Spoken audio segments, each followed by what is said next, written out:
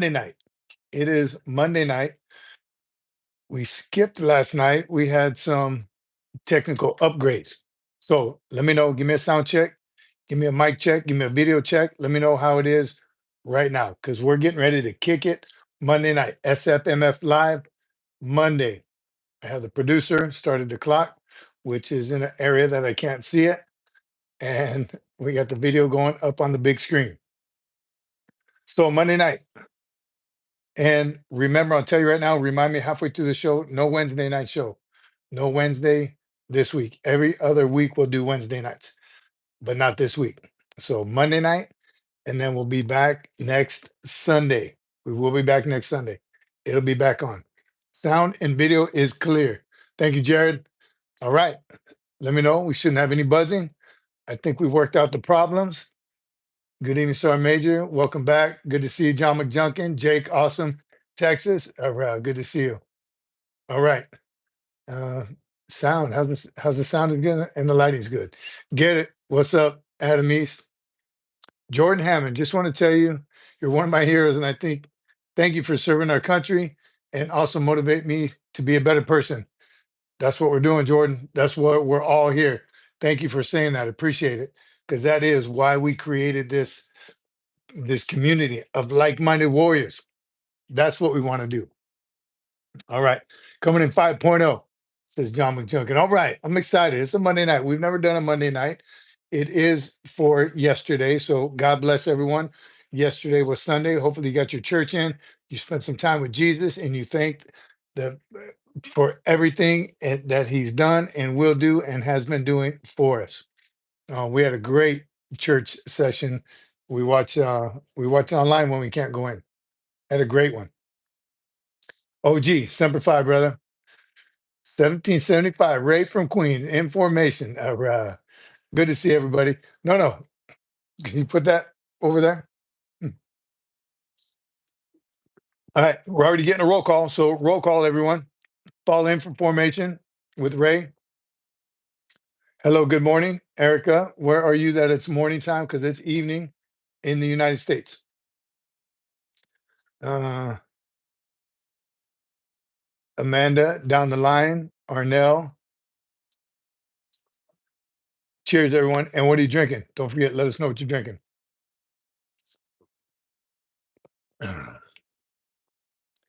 Monday night football. There's 2 games. Can Jesus grow your hair back? I have hair. 012, 012. Bald is, here's what happened. God made a bunch of beautiful heads. The ugly ones, he put hair on them. Huh? All right, perfect. No atheists in a fighting. No, I'm with you, John McJunkin. Not here or at SFMF. He's got your back always. Devil's Backbone, OFES beer. Devil's Backbone, Oktoberfest beer. That sounds pretty delicious. It is Monday night. So you probably are drinking something, those of you that are watching, but you're with us. So Semper Fi, all of you, drinking some coffee. Santiago Nieves Jr., good evening from Whittier, California. Ray from Queens, looks like you're drinking a big cold one. Nice. OG, always. What are we talking about? Good question. I'm the nerd. What are we talking about? What do we talk about here on this channel? Everything motivating. We're a bunch of like-minded individuals that support our country and support each other. Service members, family members of service members, or just good old-fashioned American patriots. That's what we talk about here. So whatever you want, nerd, let's hear it. Ask some questions. We have our range goes from high schoolers to old retirees. Speaking of which, we're going to talk about an old retiree that just passed not too long ago. The Navajo Code Talkers. All right. Jared, we already got trolls. Just tap the forward assist on the trolls. Yep. Forward assist. All right. Am I a soldier? Great question, nerd. I'm not. I'm a Marine. And there is a difference. Randall Knapp. Randall Knapp, brother, I want to thank you for joining our Patreon group. Simplified to you, brother, and appreciate your support and everything you've done to support the channel up to this point. Much appreciation. And we are going to start bumping up that Patreon channel. Thank you very much. OG says it right there. I'm a Marine, not a soldier. And there is a difference. And I can hit on that very quickly. Army. If you're in the Army, you're a soldier. You're in the Air Force, you're an airman. You're in the Navy, you're a sailor. You're in the Coast Guard, you're a coastie. Space Force, what are Space Force guys? Space Forces? Marines are Marines, and it is different than the soldier. Back in the day, we were called soldiers of the sea because we're amphibious, but Marines are Marines. You don't call Marines soldiers. All right. All right. I voted in Texas from Virginia. All right. Adam East, voting. It's coming up. Elections are coming up quick. Thanks again, Randall. And I know it is, brother. Really appreciate you. Space folks, I think you may be right, OG. Thank you for your service. I served a 3-7 weapons company in the 2000s. Diesel, thank you for your service. What is the age limit to join the USMC? Also, hi, just dubs. Age limit, we had it on here a few times. I think it's 17 to 26, 17, 28. But there's always a waiver. We had a story about a Marine who graduated at 34 years old. 34 years old. So there's a waiver. Excuse me, physically fit, mentally tough, request that waiver, and you get in. 34 years old, this guy graduated boot camp. Did you ever work with private contractors? Yes, as a active duty Marine, I worked with private contractors in country. Of all the deployments I've been on, there was always civilian contractors, and they're good to go. I never had any problem with those. Sometimes every now and then little showboaters because they have the cool gear, right? The cool stuff and beards. Of course, you have to have a beard if you're going to be a contractor. But they were good. Over 275 people here on OFK tonight. Is that right? You're serving 275 people tonight? Get it, Diesel. All right. Uh, no, any views on the India-Pakistan conflict? No. I'm going to be 15, just dubs. I'm going to be 15, so I'm just seeing. Thanks for the info. Check it out, just dubs 15. So you're probably a sophomore in high school. You still have time. If your high school has JROTC, no matter what branch, I highly recommend you join that. Learn the basics, drill, discipline, organization, join JROTC, and then start talking to stay on a channel like this and start asking questions. Just dubs, ask us some questions. Again, we have a variety of warriors on here from high schoolers to veterans. So guaranteed your questions will be answered and a couple of different viewpoints of it as well and family members. So please ask us anything.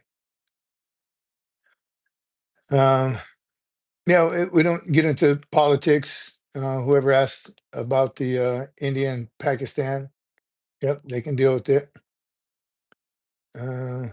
I don't know what language you're speaking there. Rick says, "Why am I so fat to join?" There you go. If you know yourself and seek self improvement, you got to lose some weight. Lose some weight. Get in shape. Physically fit. Mentally tough. Adam East, thanks, brother. Double tap the screen. Everyone hit a like, please.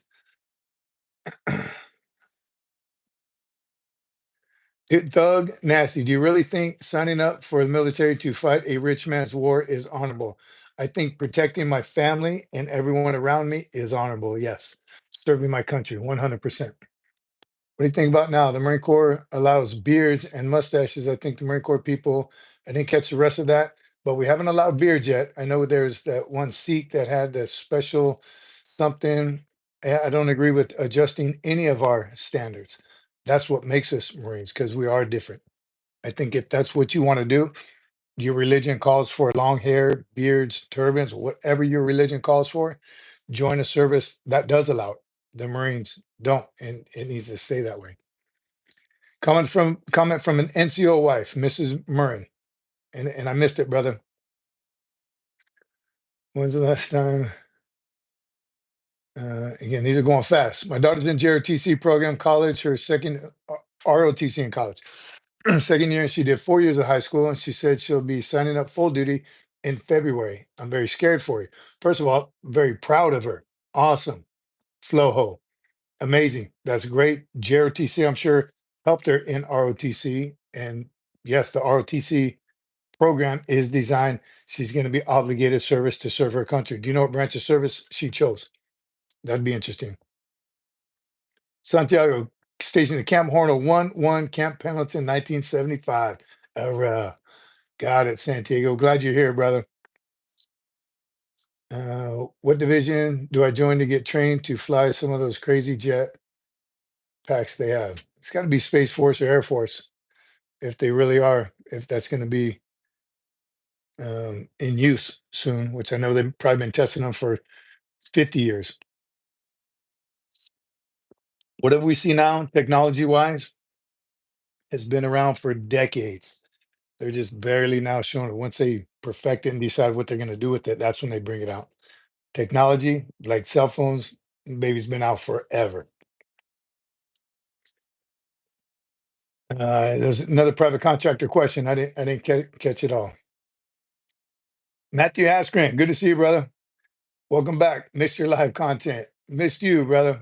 I'm glad. Yes, we didn't have any technical difficulties yesterday. We're just preparing for better technical capabilities today. It is Monday night. Welcome, everybody. Next week, next live is Sunday. Next live is Sunday. Please don't forget. All right, just says, is it good that I stick to PFT and CFT exercises if my school doesn't have an ROTC? I'm in early college to get a degree early. Again, good on you for going to an early college. I think that's great. You'll graduate high school with an associate's degree. That's amazing. Should you just stick to CFT and PFT if you plan on joining the Marine Corps? 100%. But don't just stick to that. Do other stuff as well. Physically fit. You need cardio as well. So do a lot of running in between those. PFT is 3 miles, so that will help. But you have to run besides just doing a PFT. So definitely keep training. Menachem, good evening, brother. No worries. Flojo, she's joining the army. Your daughter's joining the army. Good honor. Tell her to get after it. In a great path. JROTC to ROTC to being commissioned in the army. Good honor. And is it dangerous? Of course. Joining the military is, but she'll be okay. Matthew said, I took my sons to see the retired Colonel Phil Smith in South Carolina this weekend. Awesome. You were just hanging out? Bryce Wilborg, Simplified Devil Dogs, Bush and Monacum. Doggone Jared. Thank you for your service. God bless. Thank you, Flo, and congratulations on your daughter's success so far. Awesome. Have you trained other Marines? Well, yes, that's what leaders do. That's what we all do. We train the Marines below us. But yes, I did. I was an instructor. I was a drill instructor. So 100%. That's what we do every day. Just does. Another good question. Can an officer in the Marine Corps become a drill instructor? No. So if that's one of your goals to be a drill instructor, you have to be enlisted first. Officers go to DI duty and they become series commanders, then company commanders. They don't wear smoky and they don't basically train Marines. They don't train the recruits. They're in charge of the drill instructors. Very important job and a very rewarding job for Marine officers, but they're not drill instructors. All right. Zing Ping, good to see you, brother. Can Marines be sent somewhere by themselves? You mean a Marine unit or individual? We don't go anywhere alone. Battle buddies. Always got to have a battle buddy. That's why Major Payne is so goofy. Imagine Colonel Smith was my CO at ETT mission in Afghanistan in 2007. He was commander of 4th Marines and 32 MOI, Texas A&M, and TBS instructor. He sounds like a regular badass. That's cool. Awesome. Glad you got to spend some time with him. What does he do now? He retired? Or is he can't be? Marines don't retire. Always got to do something else. Major Payne is my hero too. Want me to show you a little trick? An officer as a DI.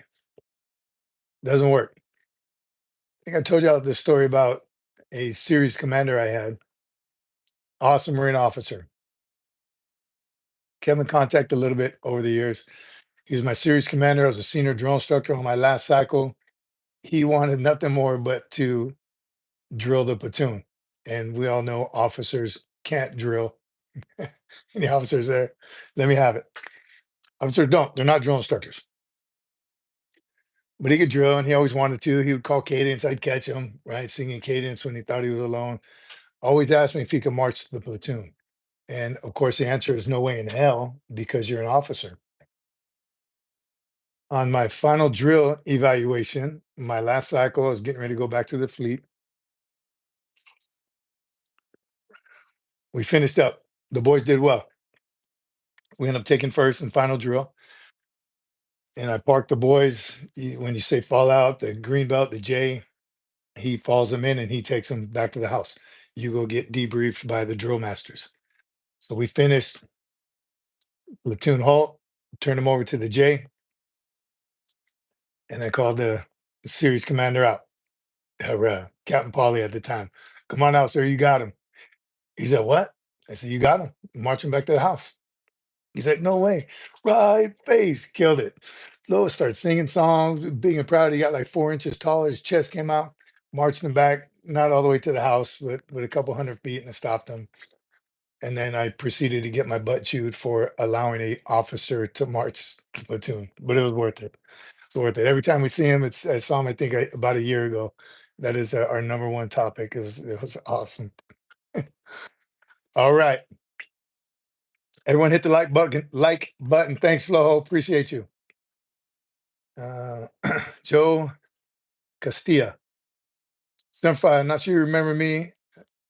Had the cancer. We were on here a while back, and I finished my final round of chemo this past Friday. I'm awaiting final scan to see if it was able to remove it all. God bless. God is good, Joe. Congratulations, brother. We'll keep our fingers crossed. We'll keep praying. Please let us know once you get that final call. Amen. And so glad you're back. So glad everything's working out. All right. Just does. My brother's a drill sergeant, and he says that Army, dang it, I missed the rest. Santiago, stationed in Camp Lejeune, 82 to 84, 2-1, or 2.5. I've lost $2 because of the water contaminant. No. Wow. So you see all those commercials, everyone, about the water contamination in Camp Lejeune. And I was there. I was never stationed there, but I was there during the time that they said it. And I did get the testing. I have nothing. Wow. So sorry to hear that, brother. Man, looks like a green screen. See no green screen, does it? I'm in my office. For the record, I remember you, Joe. Wish you all the best, says Bryce. Nice. Hope you're doing well. Thanks for being so helpful. Thanks, Josh. It's not easy, but was able to push through. God bless you, brother Joe. Hang tough. Says Army stands for aren't ready for Marines yet. I've heard that. Poolie Umbera asks, Sergeant Major Sir, is it okay to hold out on signing my contract until my dad can look it over? He is deployed. He'll be back in a month. He's a Navy chief. 100%. Wait, if you're not comfortable, you're not positive, absolutely wait. Yes, the recruiters can wait. They're going to pressure you because they have to meet deadlines and they need to know, right, the needs of the Corps. But definitely, you want your dad to look at it. 100% wait. The recruiters will wait. Uh, Let dad look. Yeah, see, that's what JTB said. I did looked at my daughters. I wasn't going to be comfortable until I took a look at it. Was that Lejeune from 78 to 81? So far, zero negative results. I'm with you, Bryce. Nothing. Thank God. But some, obviously, Joe.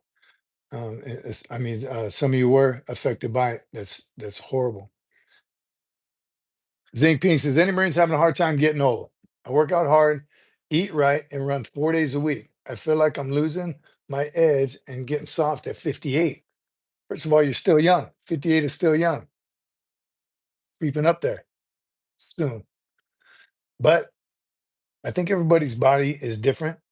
As I don't exactly eat right. I do PT every single day, though. I do some form of PT every day.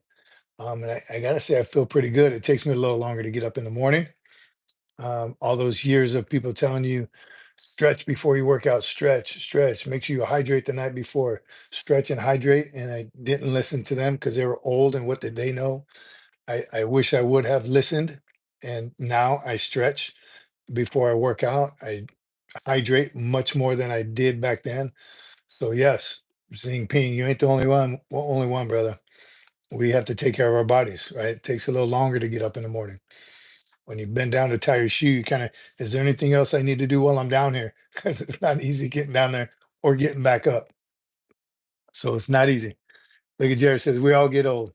We just have to get used to our new norms. Amen. That's exactly what it is. And I think we all did at one point in our careers. You can get up from a whole night of drinking, get up, pop up and run PT in about 4 or 5 minutes, right? Long enough to put your shoes on and get outside because you slept in your PT gear. Not anymore.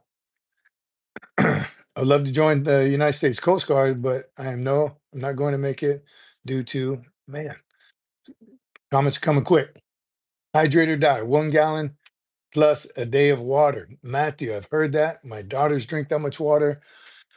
I still don't drink that much more than I normally do. Look, always got it on standby. I just don't. I need to, and I have been a whole lot more. Zing Ping, I'm with you, brother. It's hard, and it's a hard reality that hits us all differently. And I still run. It's been a couple years since I've done a marathon. I want to do another one, and I want to do all that now while I still can. So just be careful. JT, I was looking at the toughest, meanest, badass DI at the depot. He's currently doing a live feed. Drill instructor Sergeant CC. Era. Semper Fi, brother. Appreciate you. 41 years cutoff limit. I remember I left a comment on one of your videos before I shipped out boot camp. Now I'm currently in MOS school in Camp Pendleton, California. Smooth J, congratulations, brother. Welcome to the Corps Marine era. What's your MOS? Sir, what other volunteer work can I do besides making military graves with flags, marking military graves with flags? Good on you for doing the volunteer service. I didn't see the beginning, but check into it. Red Cross, and I don't know what's in your area, but Red Cross always uses volunteers, and the Special Olympics if it ever comes near you or to your town. Uh, so as much as you can, continue to volunteer your veteran service organizations in your area. I'm sure John McJunkin and the Good Gunny over there can help you find some volunteer work. Marines drink a lot of water in the 80s.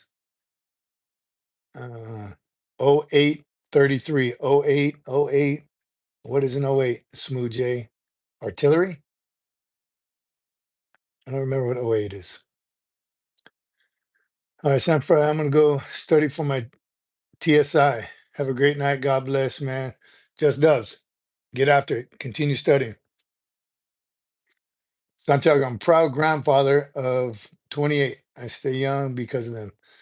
We have 28 grandchildren. Santiago, busy in the Nieves family. Good on you, brother. Keep after it. Uh, Jake, awesome. How do I volunteer? How do you volunteer for what? Everything, anything and everything. Go with their school. If there's a JRTC unit, if there's any veteran service organizations, VFW, Marine Corps League. Man, I'm drawing a blank right now. Red, white, blue. Any veteran service organization, Google it and find out anything. Anytime they do a function, has to go set up and tear down, clean up when they're done. Anything you can do, there's plenty of volunteer opportunities. Amphibious assault vehicle. All right, Smooth J, good on you. I like the good old AAV.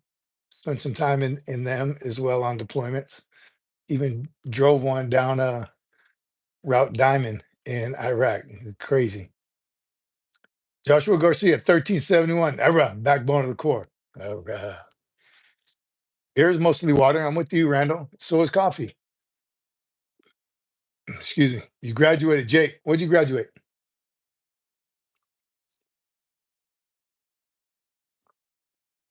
What'd you graduate, Jake? Refresh us.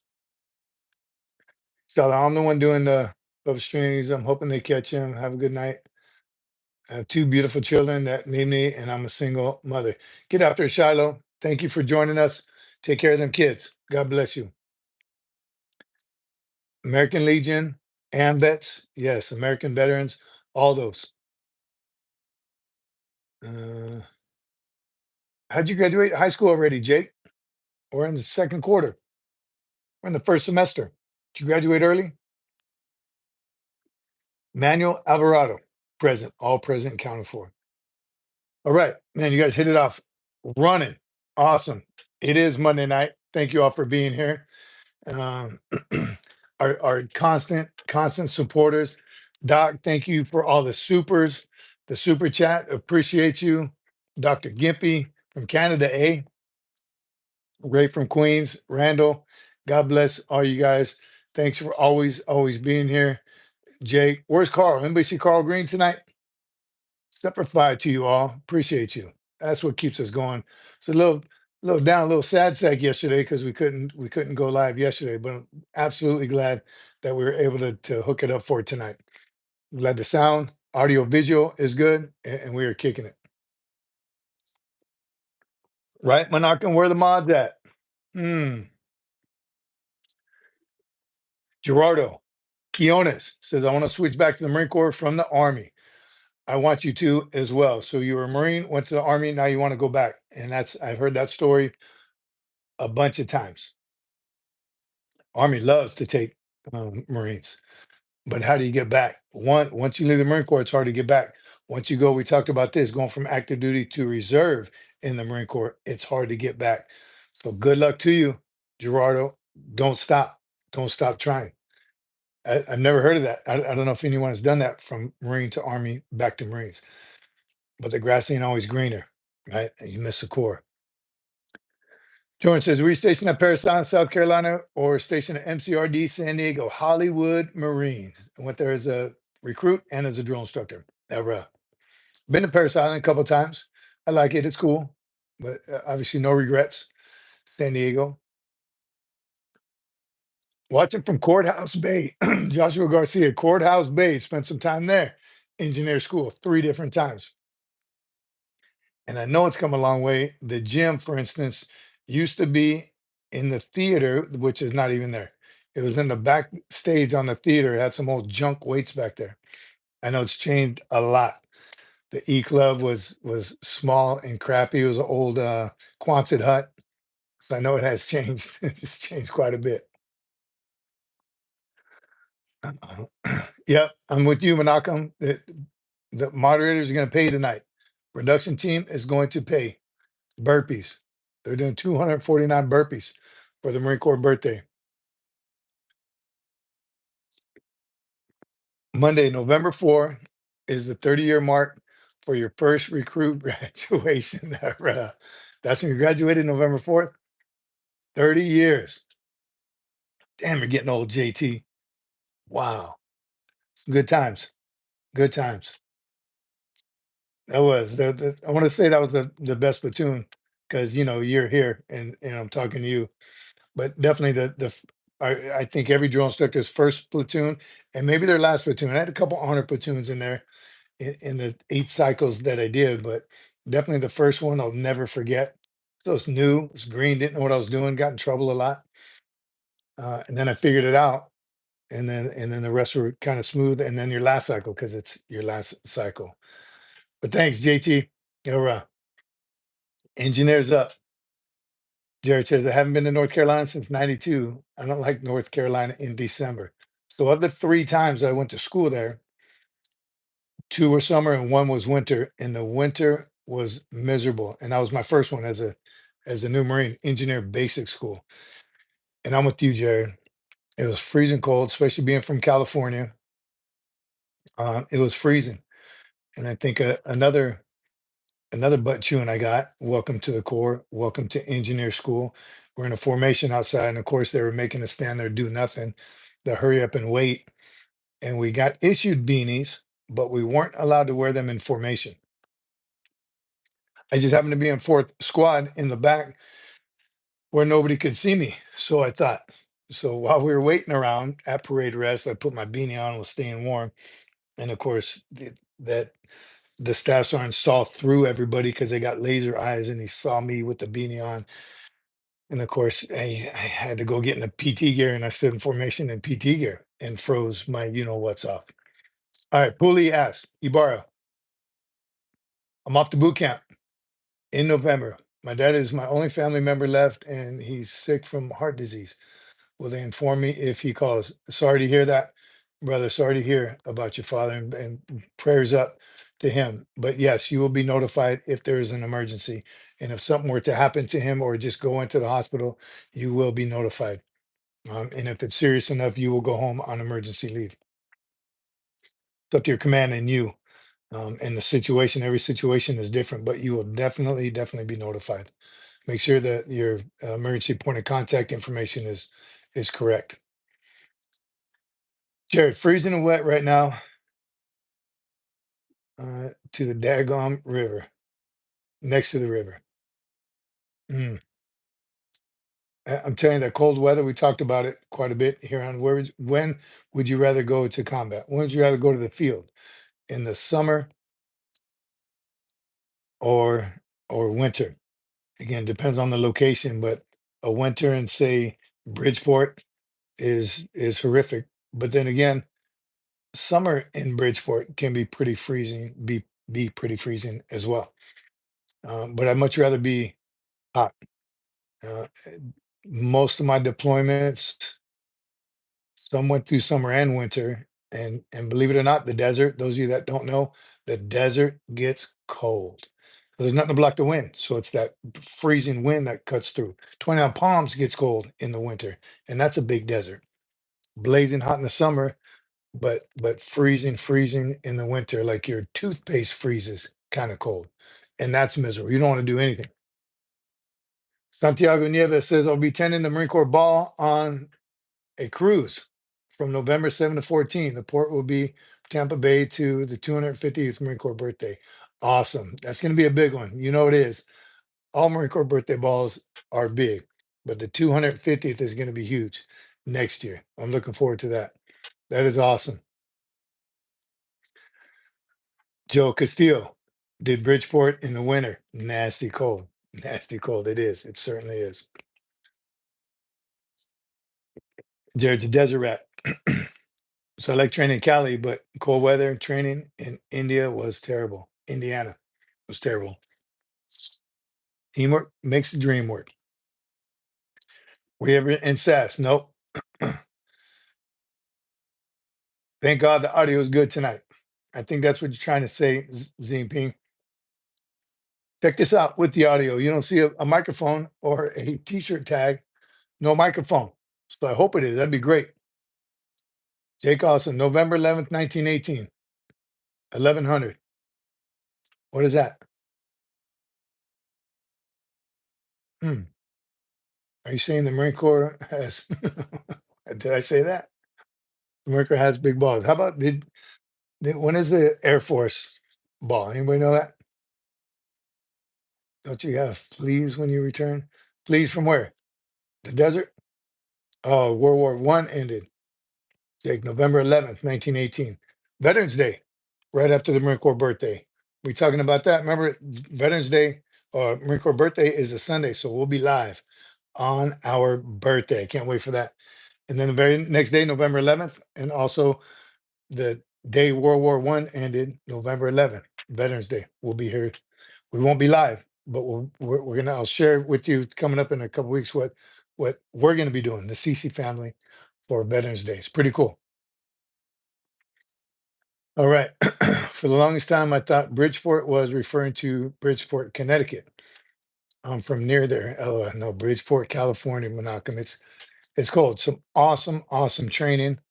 I've been there a few times, like 8 or 9 times, as an engineer, as an infantryman, and then on their leadership courses, winter mountain leaders and summer mountain leaders, and they're both intense.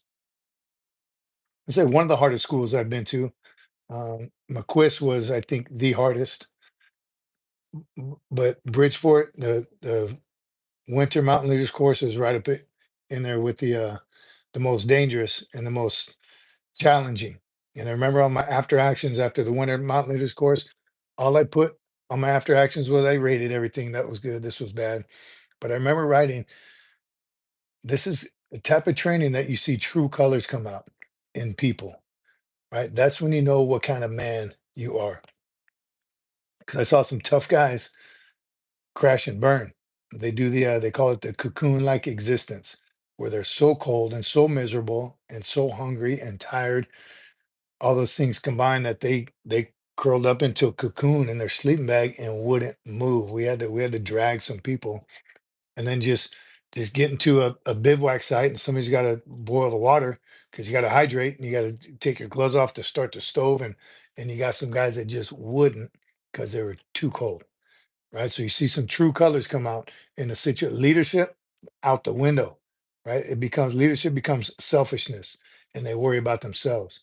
So that was definitely a huge challenging course. Plus, we had a British Royal Marine was our instructor, and that dude was tough. I missed it, John McJunkin. Put it up there again, please, buddy.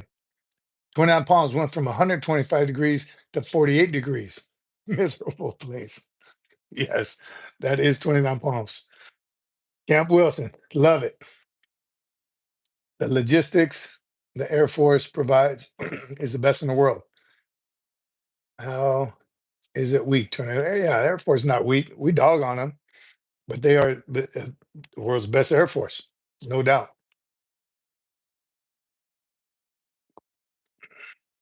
I'm from Northeast Connecticut, Ryan. Beautiful place. Saw that on the military channel when I was younger. That stuff looks rough. Like grabbing on your pack going up a hill. Yep, helping people out. I lived in, yes, tornado. That was one of the incidences I had. That it was a day I had been dragging the Akio sled. Those of you who know, it's a sled you carry while you're doing cross country skiing.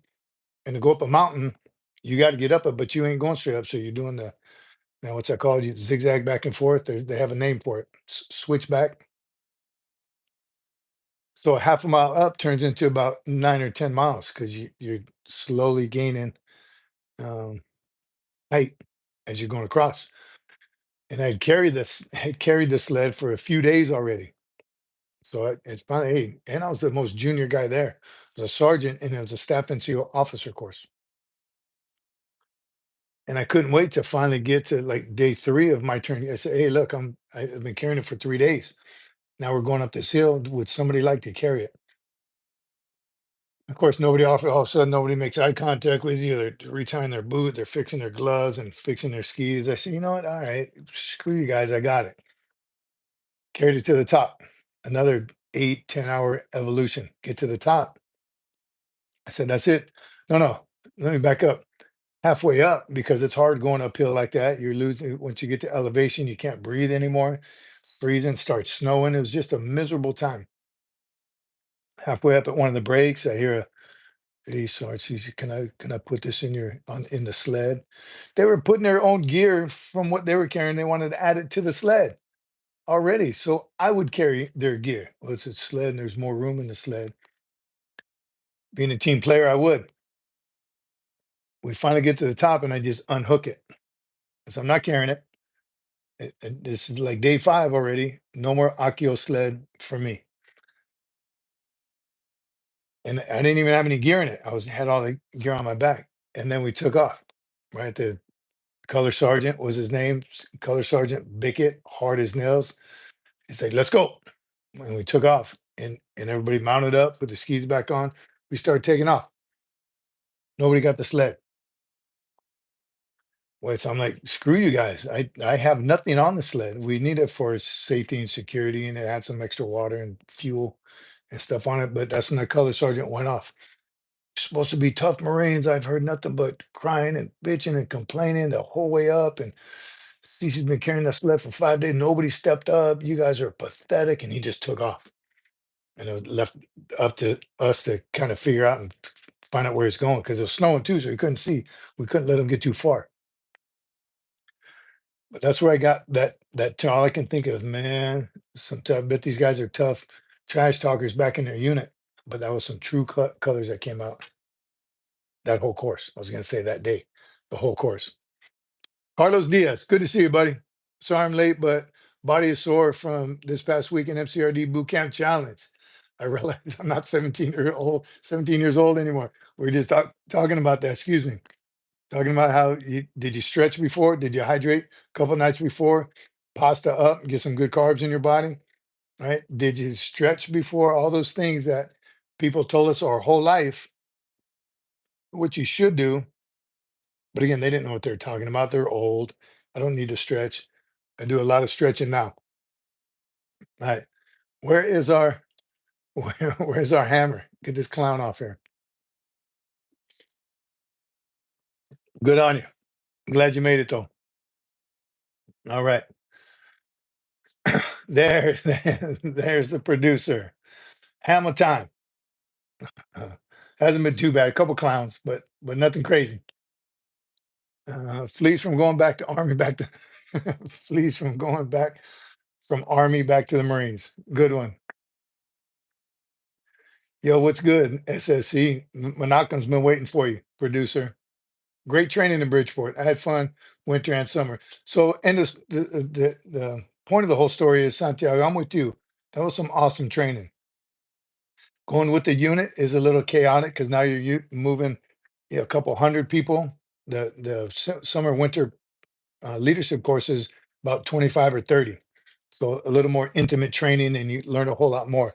But moving as a unit is tough because now you got a whole bunch more Marines to kind of watch and not babysit it, but just train.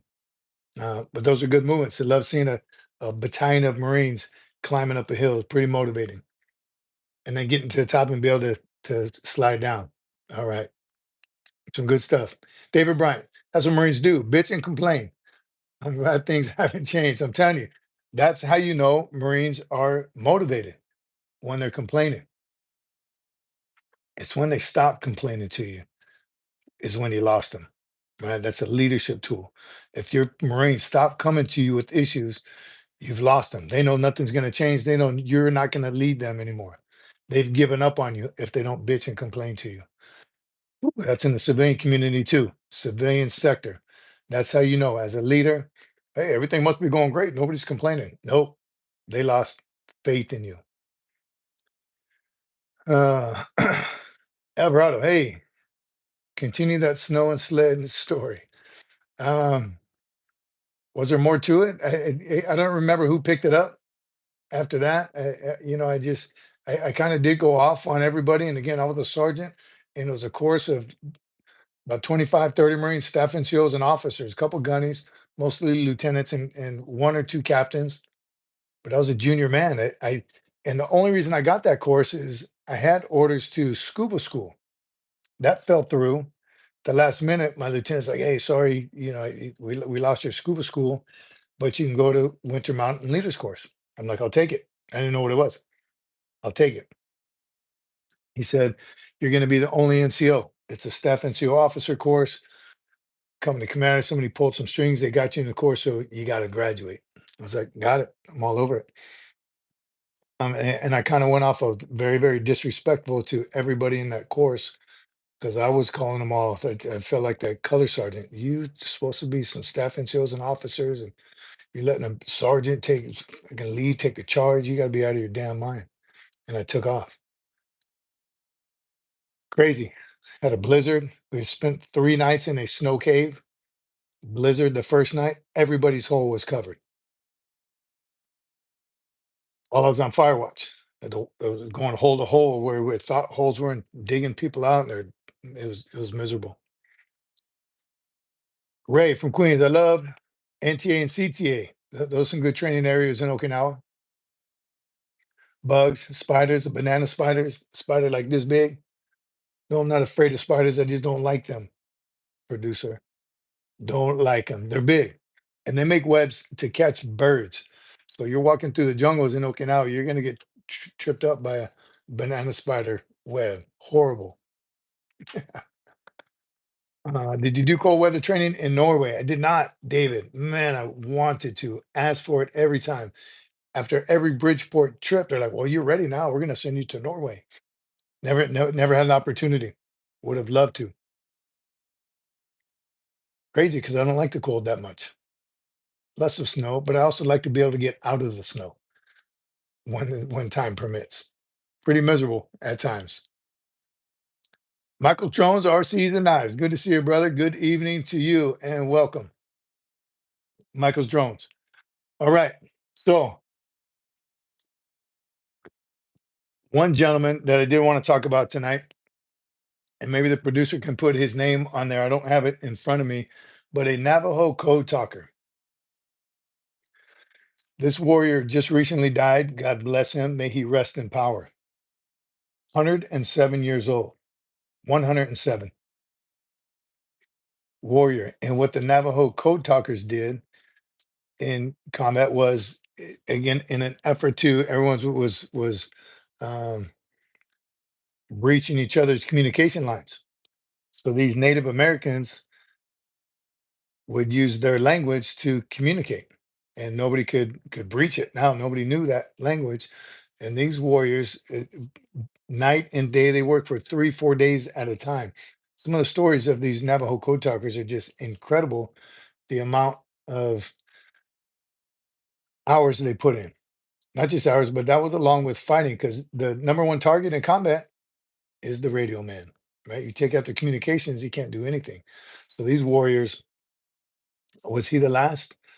Asking the producer, just read the article on him. I don't remember if he was the last code talker, but amazing. Right there, John Kinzel, legend. Excuse me, John McJunkin S. Willie Zhang. I was told by my recruiter that since my birth parents lived in China, that my security clearance may have issues. My adopted parents said it shouldn't. Where were you born? And I don't know enough about that. Great question. I would research, and your recruiter um, may have the correct answers. I know they when they do your security clearance, they go way back. So it may have, if there's going to be an issue, and everything is waiverable. So I think you just may have a couple extra steps that somebody whose parents or grandparents were born in America wouldn't have, but it shouldn't stop you. Right there, Mike Smith. Without them, the Navajo code talkers, we would have never taken Iwo Jima. Amen. I'm telling you. And I got a great friend, Silversmith. He's been on before. I don't think he's on tonight. Native American, very proud of his heritage. And he spent time with some Navajo code talkers. He was just telling me, I sent him that same article that the producer sent me.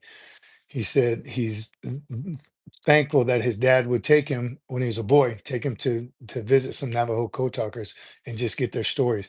That's what prompted him to want to be a United States Marine. Legends. Man, I missed Ping's other one. Jared, I was born in Germany because my dad was Air Force and I've never had much issues. So again, I think there may be extra steps, McJunkin, to the Poolee. There may be some extra steps, but I don't think it's impossible. Marines join, I know from Mexico, a lot of Mexican Marines join and get their citizenship after, right? When they're in the fleet already. So there's got to be a way. Thank you to all of our Marine Corps Navajo code talkers. Amen. I'm telling you, those guys are some warriors. And I do share Silversmith. They always shares something with me. Something comes out about the Navajo code talkers, but amazing, amazing Marines. I have an American and a German birth certificate, says Jared. So again, I'm telling you, there's a way. And we all know there's a waiver for everything.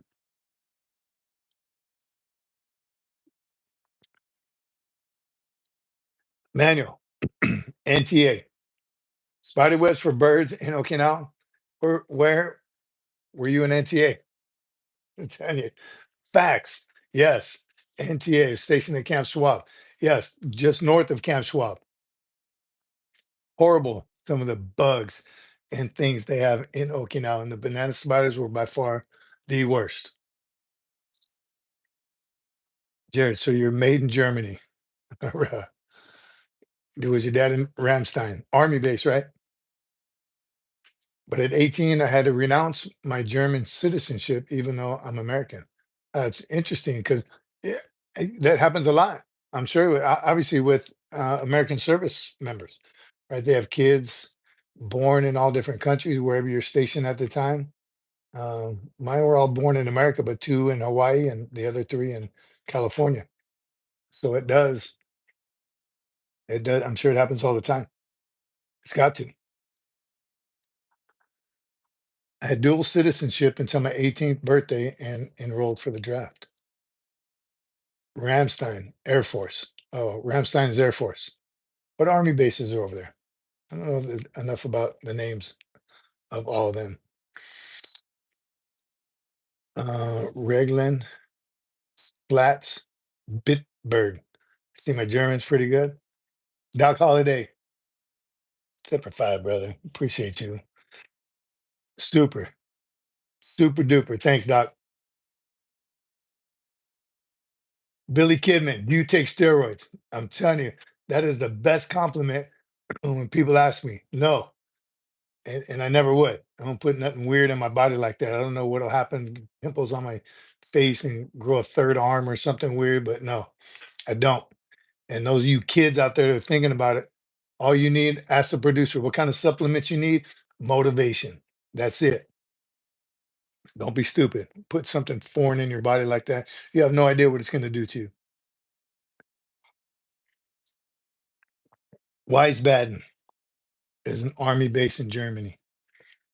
Again, I don't never been stationed in Germany, just going through there on my way to combat. So I don't know the name of all these bases. I hate all of you. Yo, what's up? He's been a meathead since '87. Thanks, OG. That's when people ask, how long have you been working out? Kind of on and off my whole life, it seems like. If you've ever seen a banana spider, dang it, I miss it, Ping. Motivation. That's it, Joe. Got a lot of motivation. That's what you need. Perfect. When you were in Okinawa, did you hear about the tanks blowing up sake factory? No, David Bryant. I did not. I know in Okinawa, our battalion commander was relieved of duty as engineers because we cut off the top of a wrong hill. We did some engineer excavation and we're going to flatten this hilltop, and it was great. And the heavy equipment operators got all this awesome training, but it was the wrong hill. All of a sudden, he was gone. Never, no, blew up a sake factory. That couldn't have been good. I'm sure that whole chain of command got relieved. So relations in Okinawa are probably still touchy at best, even today, this many decades after the war. Doc Holliday just got back from a little PT with the family. Pain is weakness, leaving the body. Get some, Doc. Love to hear it. My whole family is of German heritage. Just look at my name. I never say your last name. That's why. Chronister.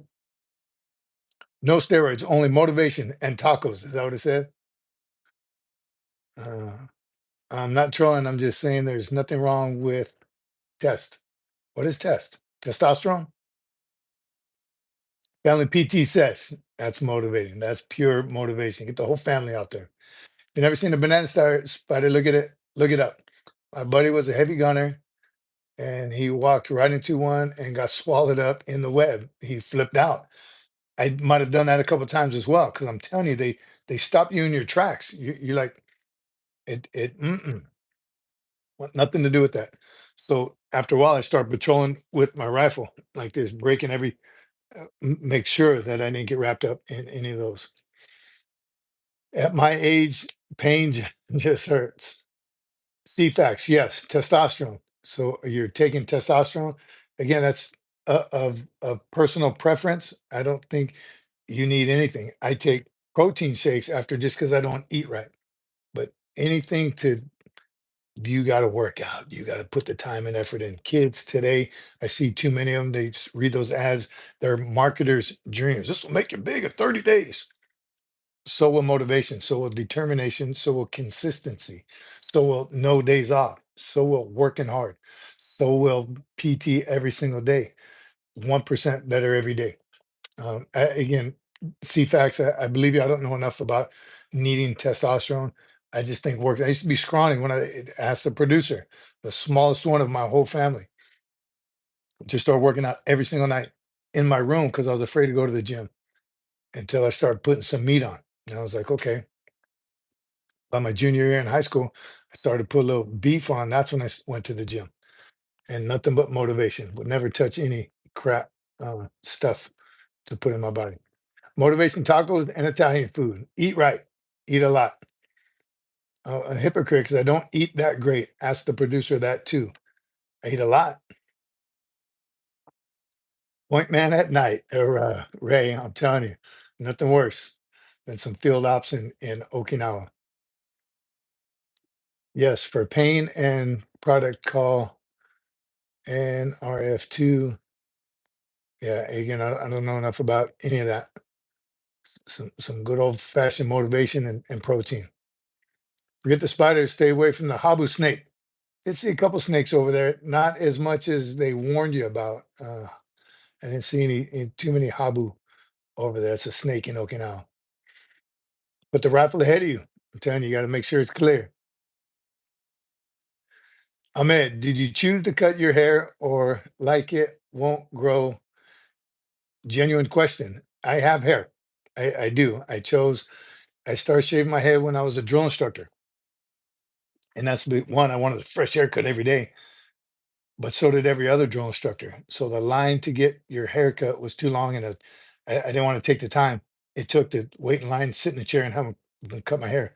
So actually, in DI school is when I started shaving. I got my butt chewed because shaved heads back then weren't a thing yet, and it was considered eccentric. Only there's a few Marines that I saw who did it. Me and a buddy of mine did it. Again, I got I remember showing up for my first sergeant couldn't see it because we had our smokies on, and then we like the 2 days later, the next day we showed up for PT gear, no cover, and he's like, "Come here, drill instructor." Right over, yes, first sergeant. So what happened to your head? I s- like, sir, when you did something wrong, drill instructor, first sergeant. He said, "Where did all your hair go?" So, well, first sergeant, I got tired of waiting in line, just shaved it. He said, "That's extended. You better grow that back right now." I said, try to. What do you want me to do, first sergeant? He said, "That's eccentric. You better grow it back." And I started to a little bit, but then again, I shaved it again, he kind of let it go. And then years later, it's not eccentric anymore, but purely by choice. So I share that story with you. Got my butt chewed for it the first time, and I even had it. This was in the '90s. I remember driving somewhere. I think I was in uniform, and I think I got called a skinhead or something. So I didn't even know she was talking to this. Some woman yelled at me, "You're skinhead, you're gang member or something." No, I just don't like waiting in line at the barbershop. Santiago, I was at Gitmo after 9/11. We got to stay in the windward loop. The whole subdivision was close to what they said was foundation faults. Just want to know if that area was around for you. So Gitmo, Guantanamo Bay is another place I didn't get to that I really wanted to. A lot of engineers were going there clearing the minefields. Really wanted to get there. Never had that opportunity. I wish I could have. So I didn't even know what you're talking about, Santiago or Castillo. A lot of friends that did, a lot of engineer buddies that went there. Again, clearing the minefields, dangerous as heck, but pretty much what engineers are trained to do. Snakes in Okinawa are used for sake, habu sake. Yeah, I've had some of that. Anderson Ho, dropping in for the motivation and inspiration. Anderson, Semper Fi, my brother. Good to see you. Thanks for coming in. Thanks for the super chat. Appreciate you. Randall was in Gitmo, December 87 to 92. Infantry. Randall, if you were there for that long, engineer, infantry. Who else is in Gitmo? Of course, you need, I'm sure, a certain amount of communicators and truck drivers and cooks and what have you. But the main units are engineers and infantry, from what I know. Doc is asking what birthday ball you're going to crash this year. Um, Good question. Asking me, I would love to. I'm gonna go to one, and I'll share that with you later. Ever go to Honduras? Never been to Honduras either. Ray, how about you? Thank you, Anderson. 2674 Lima Company linguist. Okay, all right. Um, Another, again, one of those MOSs that they need a little bit of everybody over there. Agemo was a prison like Alcatraz, so they turned it into that. Jake, you remember? His President Trump said he was going to send what's her name over there, but it turned into a prison for all these during the past 20 years. They increased it. They made it bigger. Prison cells for the ISIS and all the other um, prisoners that we take from Iraq and Afghanistan. But prior to that, it was a Marine base that, again, all the minefields from back in the war that it needed to be excavated, taken up. Malcolm, really want to see you in your blues. I saw that comment in there the other day. I'll have to shoot a picture. They still fit. My blues still fit. Uh, have you ever exercised with the Finnish Defense Force? And love from Finland. Semper Fi, Finland. Thank you, brother. I have not. I don't think I've ever had the opportunity. Were they in Desert Storm? I'm guessing everybody went to Desert Storm. I haven't. I want to go to Gitmo and Leavenworth. India Battery, Lima Battery, 310, 9094. Oh, wait, check.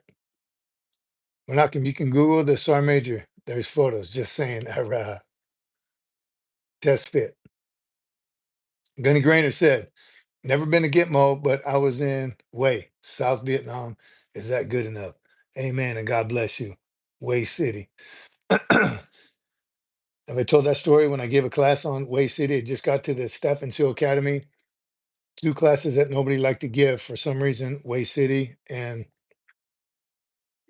the 50 cal. I think it was a 50 cal. Either way, I was a new instructor. I was the boot, so they gave me those two classes. And as much as I knew, I was a young sergeant. I knew about Hue City from the movies and from boot camp and learning about it, but I didn't know it was spelled like that. It's like Hue. And during my presentation, I had said Hue once or twice, obviously enough to where somebody corrected me. Never been so humbled in my life. So all the research I did on it prior to the class wasn't enough. So God bless you, Guns. Glad you made it back, brother, and welcome home. Uh, Great question. I missed it. I said we're getting an answer today. You in? You have the power. What's the question? I hate to be that way, but I'm optimistically cautious. What's the question? What I miss? I'm blinded by all those medals. Yes, I do get fact checked all the time. It's correct. I don't play. Which and I just busted them out recently. Put together my blue dress alpha uniform and blue dress, as you know, is the correct way to say it. I know we say dress blues. Even in the short I did, I said dress blues because that's what everyone knows them as. But the correct term is blue dress alpha or blue dress bravo. Blue dress alpha is the most senior uniform that we have. That means medals and ribbons. You wear your medals on the left side.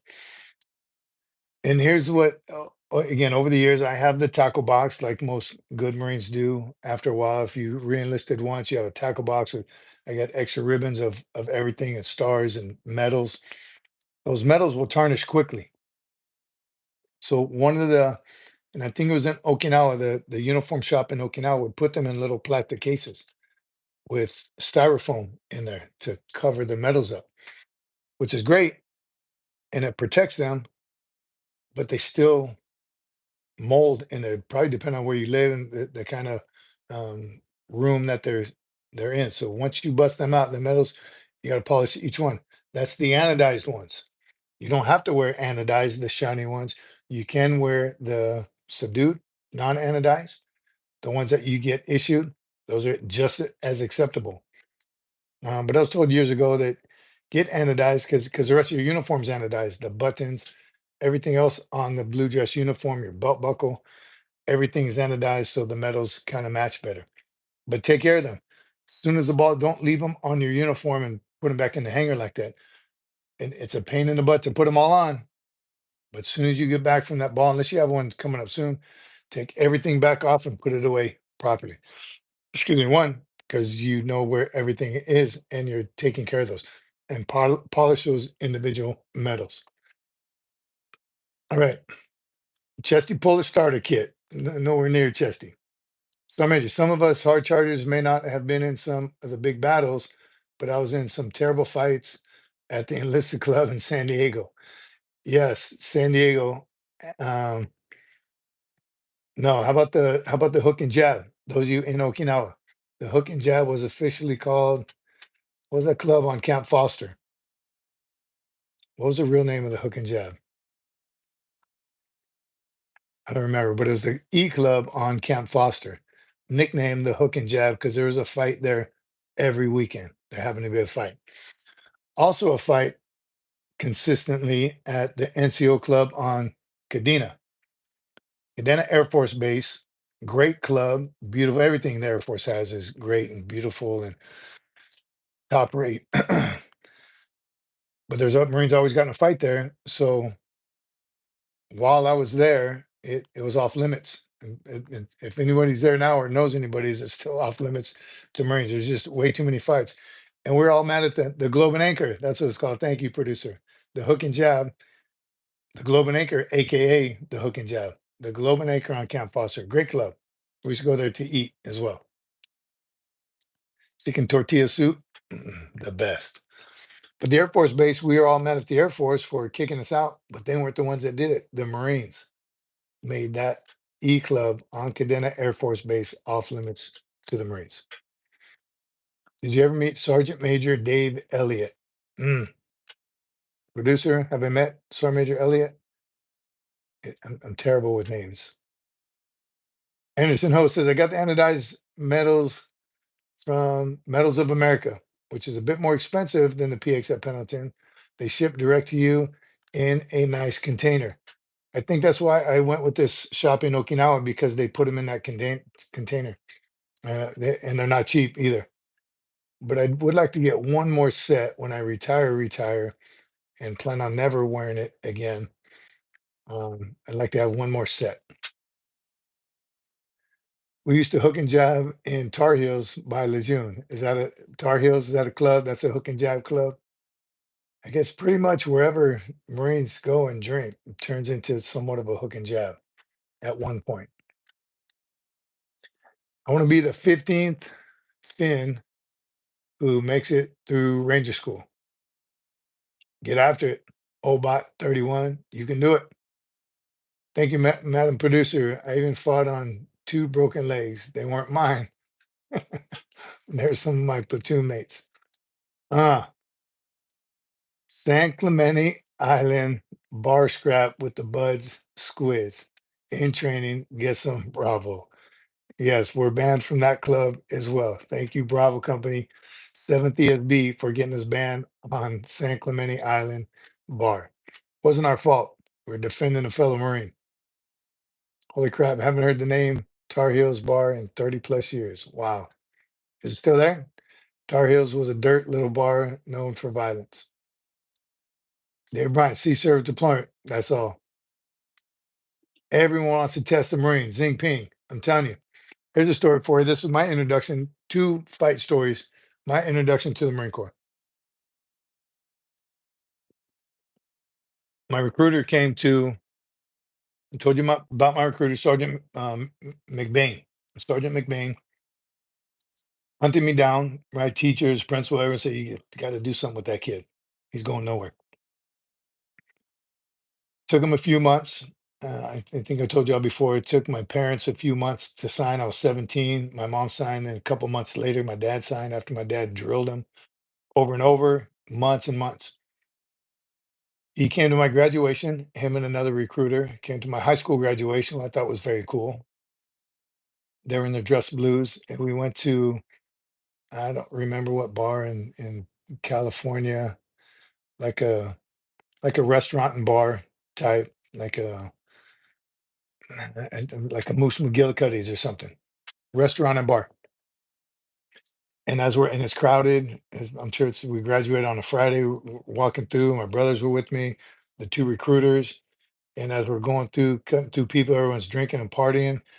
I hear, "Hey, jarhead," and I wasn't even sure what that meant at the time. But I see my drill instructor or my recruiter turn around and he told me, just keep walking, just keep walking. Talking to you, jarhead. This dude was yelling out, talking to you, jarhead.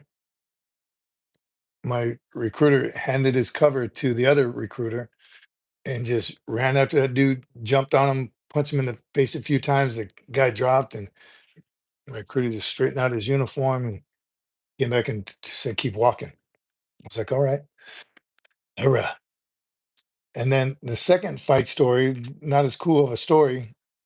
My senior high school trip, we went to, all the seniors from my high school, about 15 of us went to Hawaii for our senior trip. I was already enlisted. I was a Poolee. I was leaving a couple of weeks after that trip. I was the only one in our crowd that had enlisted in the Marine Corps. And we went, of course, we were drinking. The drinking age was 18 in Hawaii at the time, having a good time. Met some Marines in one of the bars, Davy Jones Locker, right on the beach. It was beautiful. And my buddies meet these guys. Look, these guys are Marines. Hey, he's gonna be a Marine. And talking to me, and we're partying, having a good time. And next thing I know, everyone starts clearing out of the bar and they go out onto the beach, which you had to walk on the beach to get into the bar. So they all gather outside and they're kind of throwing down some big Hawaiian mulks and these four Marines, and these Hawaiians beat the crap out of those four Marines. My buddy's like, that's gonna be you. He's like, no, it's not. I'm gonna be smarter than that. Not four Marines, me and three Marines aren't gonna fight a whole bar of big Hawaiians. But that was my introduction to the Marine Corps. Marines do. So be smart. Don't fight. It's a better way. It's called McMath training. Delmar Beach Club, around the Delmar Beach Club, the Delmar Club. That was a try something. Delmar had the three different rooms, right? Had R&B in one, rap in another one, or country in one, and rock in the other one. So you figure by the end of the night, those three different genres didn't mix too well after everyone was drinking. Deb Pooley Hirsch asks, how did the Marine get picked to be the senior enlisted advisor for the command sergeant major or the command sergeant major of the Marine Corps? What a great question. So, as sergeants major, move up. So, your first duty assignment as a sergeant major, you'll work for a major on a very rare case, and that would be like an INI duty station. INI is independent duty. You work at a recruiting station or substation, not recruiting, a reserve unit. And sometimes there's a sergeant major and a major as the commanding officer. But typically, a new sergeant major works for a lieutenant colonel, a battalion commander, or a squadron commander, lieutenant colonel. You do that for at least one tour, 3 years. You get some time and grade under your belt, right? Time as a sergeant major. And then if you do well, they'll move you up to an O6 billet. So you work for a regimental commander or a squadron commander. So sergeants major don't You don't get promoted anymore. You're at the top, E9. That's as high as it goes. But you do move up in who you work for. Lieutenant colonel, then a colonel, then a 1-star general, 2-star, all the way up. So when they do start looking to pick the new sergeant major of the Marine Corps, they find those old 10 billets that sergeants major are working for, and they have a big board. The commandant is an overall say. He decides, the outgoing commandant, or if he's not outgoing, the sitting commandant of the Marine Corps picks the next sergeant major of the Marine Corps. And I got to imagine, in hearing through the sergeant major community, the outgoing sergeant major has a lot to do with that as well. And then, just like any other selection board, all the way up throughout the Marine Corps, the best Marine for the job. We hope it's still like that. We want it to be like that. Remember, we talked about the Army getting away with DEI for promotion for senior enlisted billets. So I got to think we've had some great sergeants major of the Marine Corps. We had some not so good, in my personal opinion. But it is ultimate decision relies on the commandant of the Marine Corps. Hope that answered your question. All right. Homeless veteran, hear me out. What you got? Have you ever realized you're, no, I thought you had a real question. But what a great question. Poolees, John McJunkin, your Poolees, you have some great questions. And those are real. Those are good, honest questions that people want to know about. Camp Shields, Okinawa. CBs would eat 2 hot dogs and a pitcher of Long Island iced tea every day for lunch. Love them CBs. Man, they work hard, but they know how to play hard too. Back in the day, though, remember you could have 2 beers at lunch. 2 beers authorized to have at lunch. Um, what we used to do on Camp Pendleton when that was still a rule is we'd go to the bowling alley, and it was a longer trek, and everyone was walking. Nobody had vehicles back then. We'd walk to the bowling alley because they had 32-ounce beers, and they said 2 beers for lunch. Killed it. They stopped that soon after that. I'm not sure why. Here it says, hopefully the new one is better than the last Sergeant Major of the Marine Corps. I haven't seen a whole lot out of Sergeant Major Ruiz. And the one thing I did saw, it didn't bode well with a lot of Marines. So we'll see. Shannon, do you smoke? Because smoking is bad for your lungs. Amen. Yes, it is. And no, I don't. I never have. Good point, though. Bad for your lungs. And you could drink beer at 18 on Pendleton back then. That's right, Jared. It was 18. And I don't remember when they finally changed it, but it was 18 for the longest time. And you know what? I don't remember, and probably because I was a lance corporal and a corporal at the time, but we didn't have a lot of alcohol related incidences. I know, excuse me, once they raised it to 21 is when we had all those underage drinking NJPs and office hours because, again, you tighten down the rules and that's just going to force people to break them. So it was a rough time for a long time. And I think that was the number one NJP for the longest time was underage drinking. And again, the argument, 18 years old, trust me, be a squad leader in combat with hundreds of $1,000s worth of equipment and 12 lives in my hands. I can carry that responsibility, but I can't have a beer. Right? That's the age old argument that comes with that. Cadet Trufika asks, are there any advantages to enlisting in the spring, summer, the fall, or winter? Another great question. And having been there as a recruit in the summer, I at times it kind of I was like, man, this sucks. I should have came in the winter. But then going back as a drill instructor and being there through all of those seasons, summer is the best. Here's a downfall with summer. Those are the biggest platoons. So now instead of a 60 or 40 to 60 man platoon or woman, the female platoons are smaller anyway, but now you're in an 89 or 100 and something man platoon.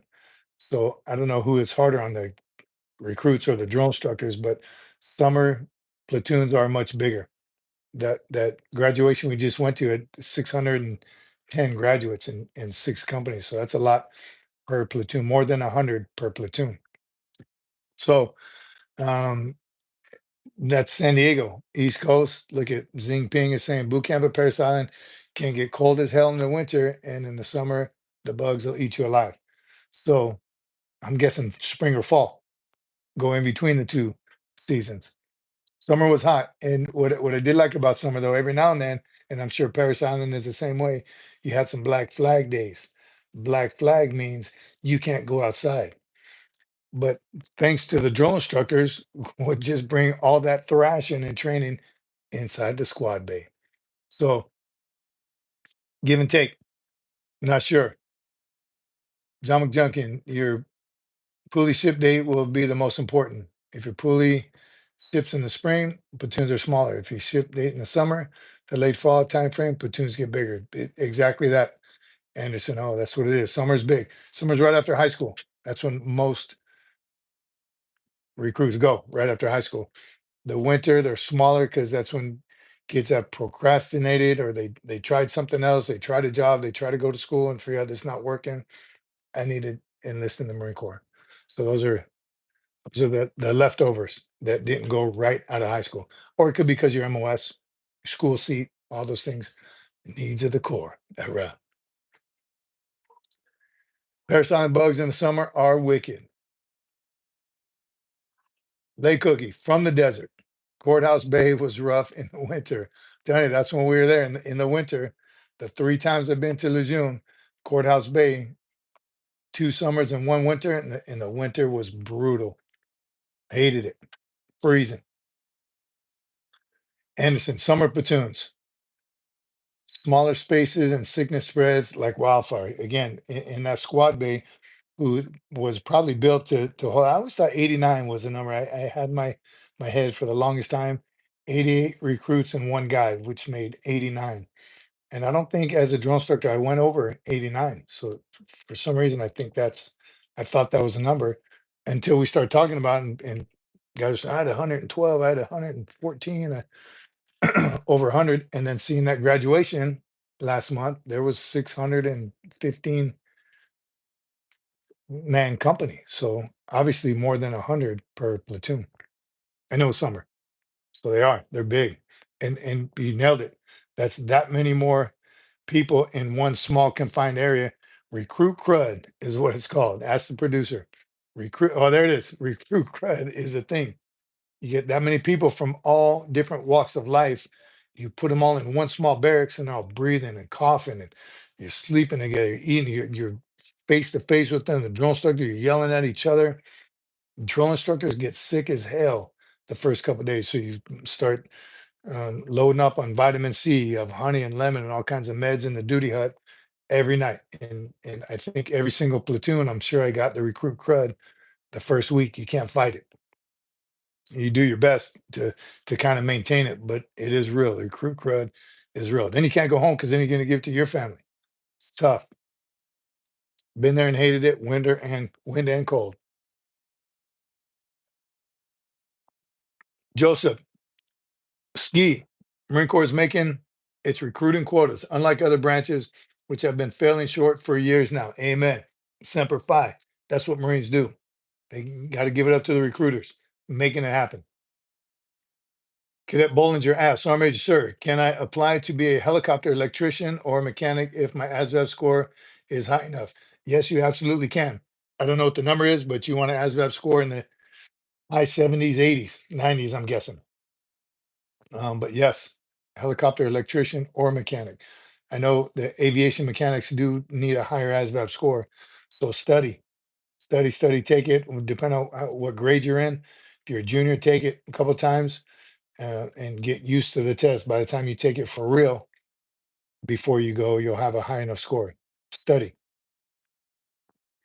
David Bryant, coaching at the rifle range, Lejeune Range in January was not fun.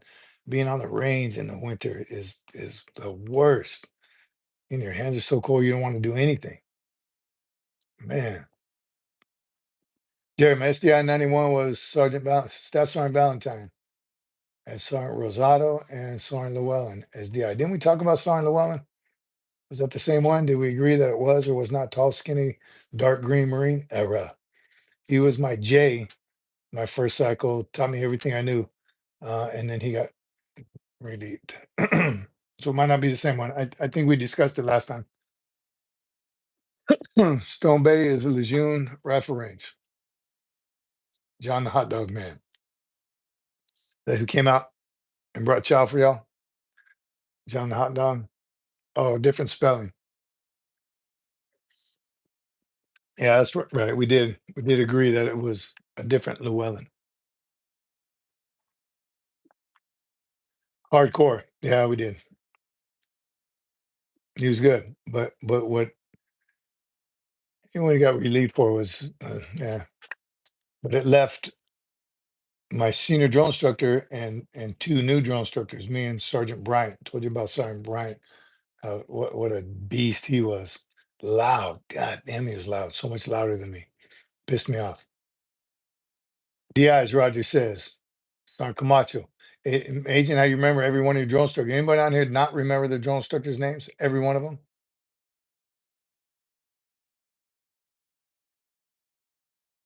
Just does. Back. I got a 990 on my practice test for my TSI. I don't know how the testing goes for that. Is that good? 990? Especially high scores on mechanical aptitude part for mechanics. Yeah, I believe that. Nieves, boot camp, MCRD, June 75. My DEIs were all Vietnam veterans. They had some issues and they took it out on us in the squad bay. Make it rain quite a few times outside. I can imagine, man, having Vietnam veterans as your DIs. Santiago, it had to be tough. Had to be tough. I had a couple. One gunny, I remember after boot camp, he was old crusty gunny, been in it like 30 years or something, Vietnam veteran. He was old and crusty and always in a bad mood. He was the only Vietnam vet I remember serving with, and then forever. Well, for the people what went in the early 90s may have ran into some of the same Marines on MCRD San Diego. We had a retired gunner sergeant who had a hot dog stand and would be set up at Camp Johnson during our breaks during the basic and intermediate supply courses. That's awesome. Just like that roach coach would find you anywhere. How about those places you hike to way out in the middle, Cay Springs and Camp Pendleton? Take you 3 days to get there. Up some stuff that you don't think any kind of vehicle, a horse can't even get there, donkeys can't make it back there. But sure enough, wake up the next morning to the horn of that roach coach rolling up, some hot coffee on them cold mornings. Roger, let's see. I have flat feet, asthma, and I'm colorblind. Marine Corps took me away. So glad they did. You were able to enlist with all those things? Asthma, flat feet, colorblind. Marine Corps took me anyway. Awesome. Love the Marines. 1069 MCRD San Diego, July 89. Get some, Eric. Julie Kirkland asked, will the Marine Corps kick someone out if they fail any part of the confidence course? I didn't catch the rest of that, but not for failing any part of the confidence course. It'll make you go back and do it, and you'll eventually do it because you can. The three things that will get you kicked out of boot camp if you cannot do swim qual, rifle range. Is that the only two? You have to pass those two, and they'll retread you back platoon, or some kind of medical injury that cannot be fixed. That's what'll get you kicked out of the Marine Corps. You have to pass swim qual, you have to pass the rifle. If you can't swim or shoot, the Marine Corps doesn't need you. And you're obviously the academic portion, which isn't that tough. Again, general orders, code of conduct, history, customs, courtesies, the stuff that gets drilled into you day in and day out. Anyway, so I don't know if anyone's ever failed the academic portion and got kicked out. I've never heard anybody, but failing swim qual and rifle range, I've seen that. And again, a medical disability or a broken bone that won't heal, something like that will get you kicked out. I buy you fly and that roach coach. I'm telling you, always bring cash to the field. Always, always, always. You never know. You find a roach coach waiting on the top of the reaper. I'm telling you, they get it. PFT, maybe Randall. You know what? I I think of the two PFTs, and I almost said PFT, but I think it's supposed to be the final PFT. If you don't pass the final PFT, you're out. But I had some recruits that didn't pass the final, but they passed the initial PFT. So I think there's some leeway in there, and everything's waiverable, needs of the core. So I don't know if that is a showstopper. I leave for boot camp on Paris Island in just over a week.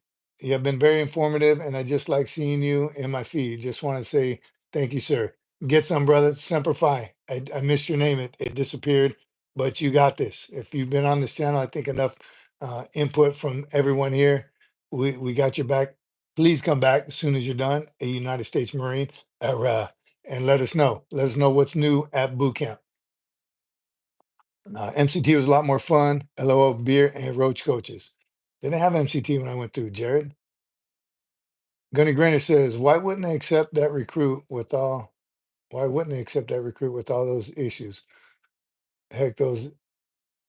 Heck, look at McFlab here. He made it even being lazy, whiny, scared, and a goof off. Same issues. And you made it. Gunny Haskell. Love Diet Pepsi. He taught me not to drink your calories. Uh, do I speak Arabica? Arabica? No. SF over 30. Our scribe had to retake the academic text. Funny because he was the loudest smack talker. There was some that did get retreaded, kicked back into the follow-on series because they failed prac. But again, I never heard of anyone failing it and getting kicked out of boot camp.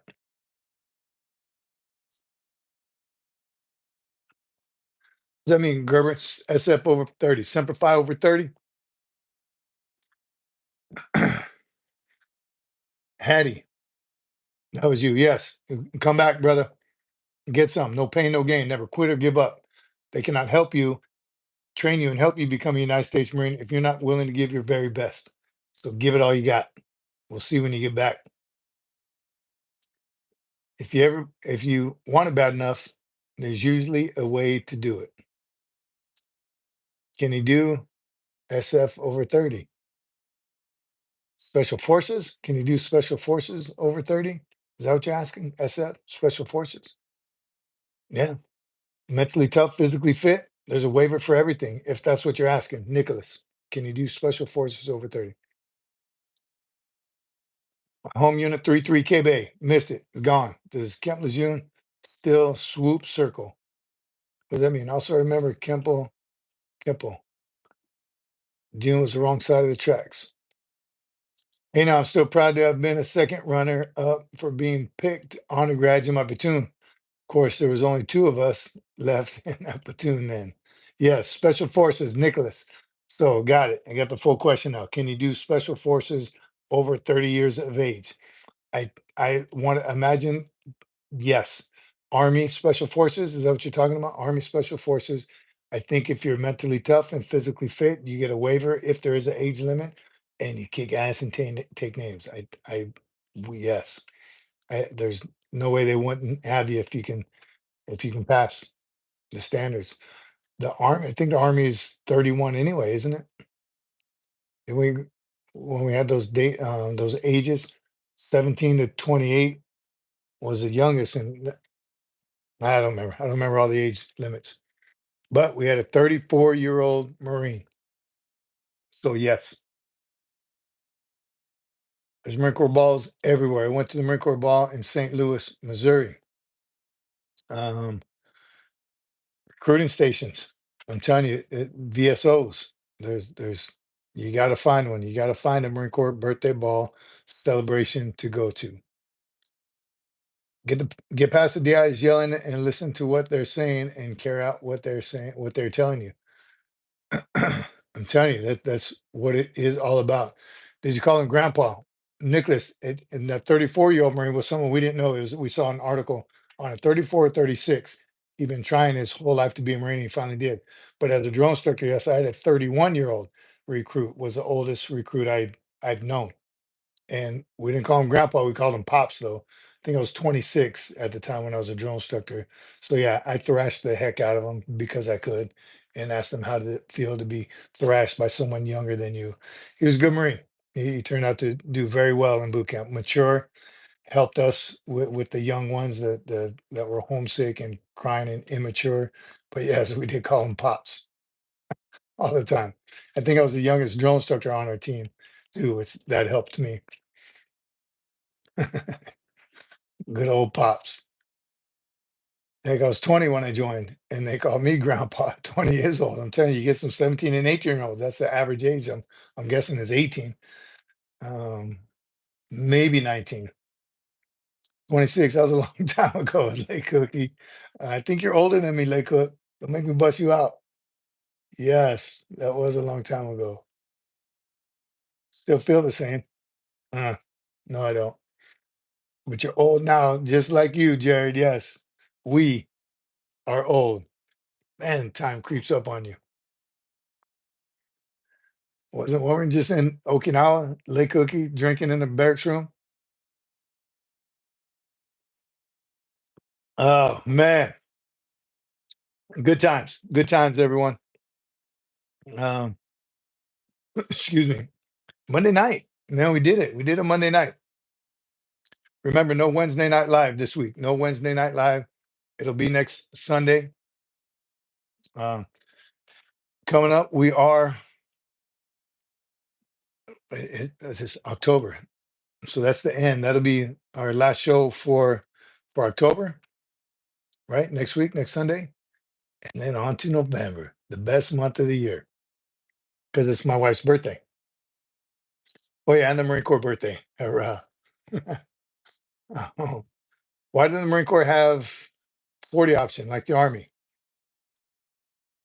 The Army's quantity, right? That means Marines are quality.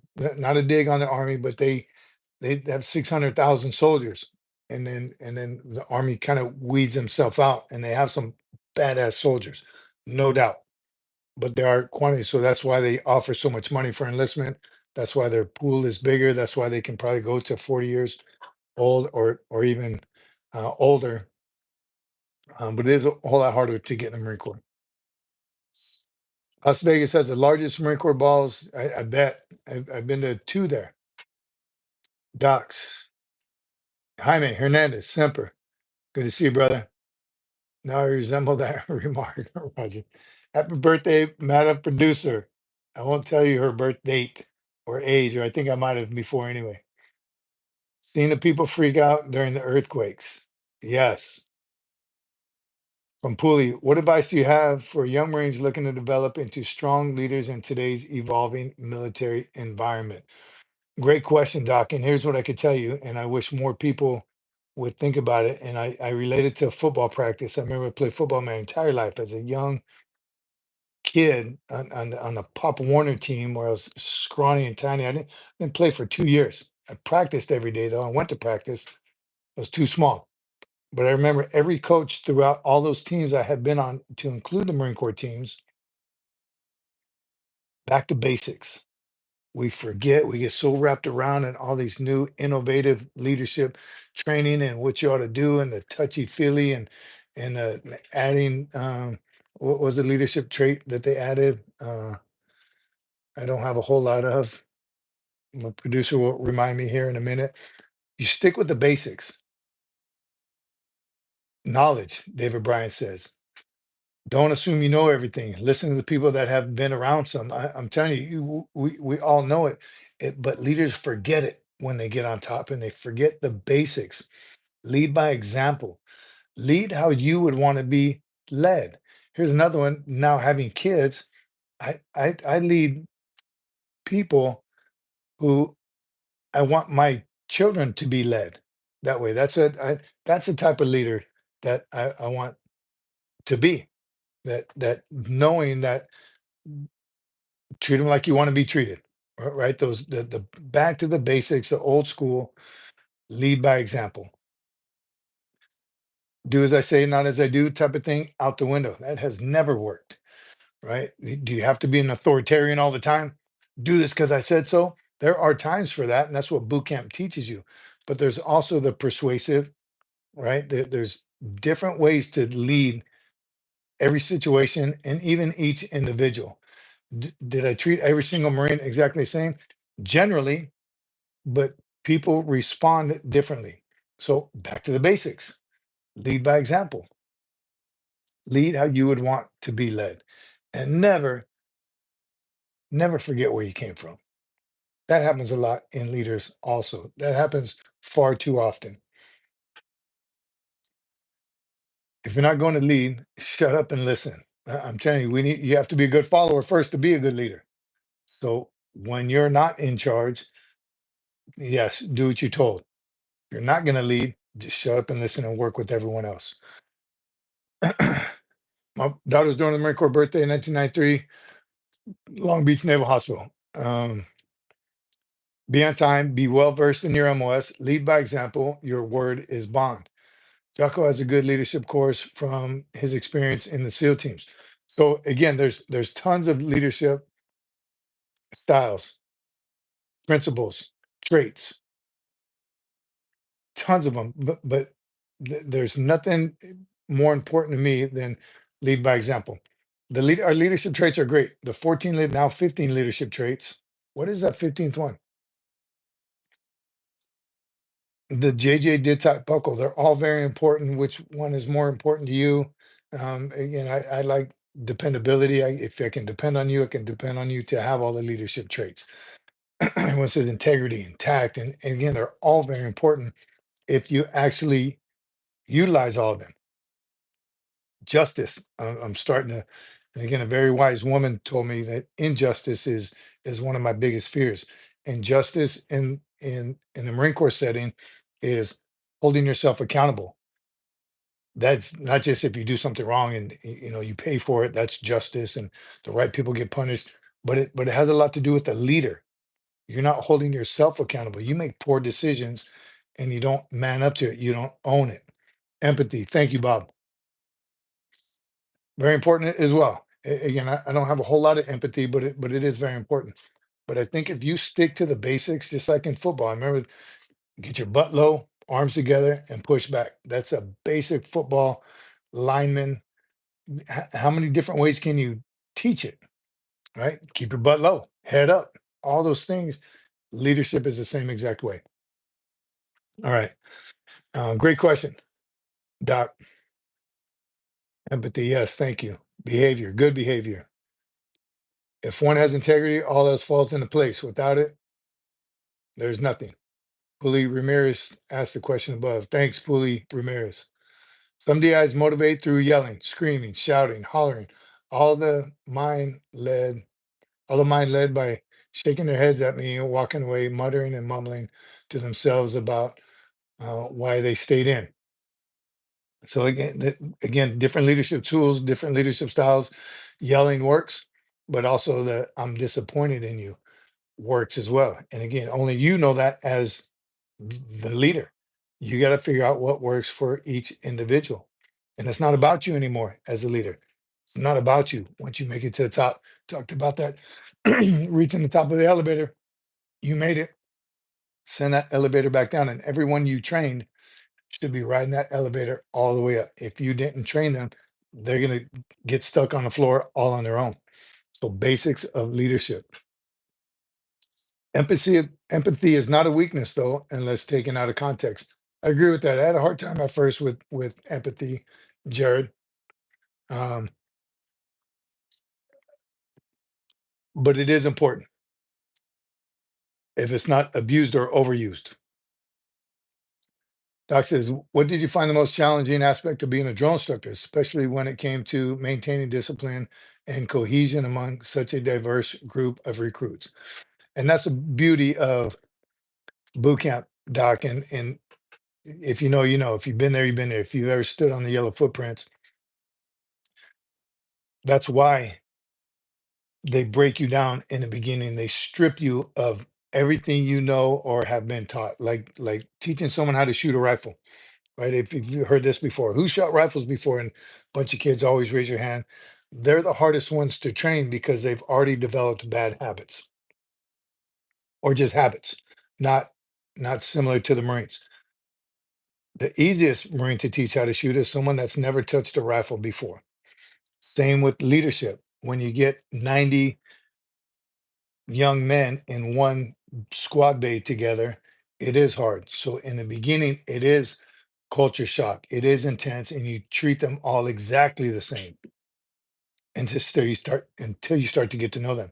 That's when your leadership style changes with each and every one of them. In boot camp, that's like 2 months of treating everyone exactly the same so they can perform exactly the same. That's how you're gonna want it in boot camp. All right. I mean in combat, right? You're not gonna have those debates, those conversations. Right? I need you to attack that bunker right now. And that's the breaking down part, and then build you back up into teamwork, unselfishness, another great leadership trait. All right. Good evening, Sergeant Major from New York City. How you doing? How you doing, Papa Smurf? Good to see you, Papa Smurf. It's been a while. Sorry, Sergeant Major. I had a couple poolies and they ask a lot of questions. Love it, Doc. Keep them coming. These are questions for everybody. John McJung says, I was such good recruiting boot camp. Even my DIs would lose their voices or minds at me. I still ask if I could help them. It was such a good recruit. John, I would have thrashed the crap out of you. I just have this feeling. It was all out of love, though. 100% out of love. All right. Teach you how to pee. Drone instructors teach you how to do everything. But when the drone instructor's in the shower, in his Charlies, with the Smoky, teaching you how to put soap on the washcloth, wash your left cheek and then your right cheek and then your ears and then your basics. Back to the basics. Everyone's the same. And then there's leading those who are the same rank as you and they don't understand about the different billets. It can be a challenge. Absolutely, Hernandez. Peer pressure works, and it's the toughest. But you would hope that you have a good peer that would tell you um, where you're falling short, instead of having everybody below you talk about you or getting your butt chewed by someone above you. So peer pressure works. Alvarado says, "You once told me you got to train and lead Marines as if you're forming little CCs." I'm telling you, you are making little U's. So if your platoon is messed up, your unit is messed up, your Marines are all jacked up, they are a direct reflection of you. So if you're not doing a good job, it will reflect in your unit's abilities. Same in the civilian community. If your organization is screwed up, you got to look at the top. Where is it coming from? And that's when you have to step back, detach, and take a look at your whole unit. That's when all those things come into play. The hot washes, the after actions. What are we doing right? What are we doing wrong? What could we be doing better? You have to be man enough to accept the bad with the good. These things are going great. Let's keep doing them. These aren't doing so great. We got to change. Ego. That's when ego gets in the way. Well, I'm in charge. We're going to do it that way anyway. Well, your unit's going to suffer. Right? People are going to start leaving. Attrition's going to start coming into play. Retention's going to suck. Right? All those things happen. People don't leave bad units. They leave bad leadership. 100%. Get the nasty thing away from me. Hear that more than once in in the rain room. Yes, rain room. That's a shower, everybody. If you know, you know. Blanket parties. Well, no blanket parties. There might have been a couple. Lay Cookie. I've been out a long time, and it would be nice to work for someone in the corporate world that you respected enough that if they asked you to charge that bunker, you would do it. I'm telling you, and that's unfortunately that I've seen that shift from combat leadership to civilian leadership. Even some of those civilian leadership were prior service Marines, and they just don't have that. They don't demand that respect because they don't lead by example. They don't lead from the front. They don't get everyone's input on making major decisions. And it definitely does taint your respect for them. Your standards and expectations. right? We talked about that before. Again, a wise woman told me you should never ever lower your standards. Keep your standards high. It's your expectations that are going to fluctuate, right? You go into a new organization, your standards are already high. You're a Marine, as are your expectations of that unit. But once you see it's not there yet, continue to fight and try to make the team better, 1% better every day. But your expectations are going to be a little bit lower and fluctuate, right? Just never lower your standards. All right. Trust does go both ways, Jared. You're right. Start a corporation made by Marines for Marines, 100% Marine veteran corporation. That would be hardcore. Yes, it would. But the right Marines. Again, there are Marines, once they leave the Corps, they forget everything they've learned. So it's got to be the right Marines.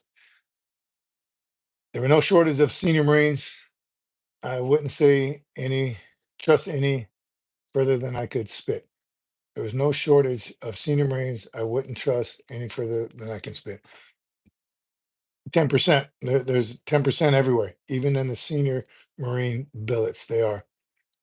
The old saying, says David, I wouldn't have to do anything. I wouldn't have you do anything I wouldn't do myself. A great leadership tool, something to always keep in the back of your head. Don't ask your Marines to do anything that you haven't done already or that you wouldn't be willing to do right alongside them. Right? Nothing that the thing I hate the most about the Marine Corps 100% was police calling cigarette butts because I never smoked. Nothing I hated more than picking up cigarette butts as a private, PFC, Lance Corporal. I became a corporal. I was like, I ain't picking up no cigarette butts. I'm direct somebody else to. Poor leadership. As much as I hated it, and I hold my breath as I was doing it, I would pick up cigarette butts along with those Lance Corporals as a sergeant and staff sergeant. We're doing a police call. I'm picking up stuff. I'm walking behind them to make sure they get it all, but I'm picking up what they miss. That's leadership. That's doing exactly what you expected them. Don't do it because I say do it because I'm doing it with you. I've forgotten some, but it's six concussions and Ole. I missed it. Made it hard. Ray from Queens, God bless and stay safe, Sergeant Major, and your team. Simplify.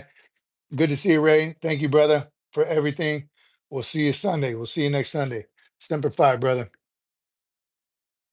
I hate a police call. I'm telling you, I really do. I really did. And nothing drove me more crazy than picking up someone else's cigarette butt. But you got to do it. You got to lead by example. That's how they know. Let's do this.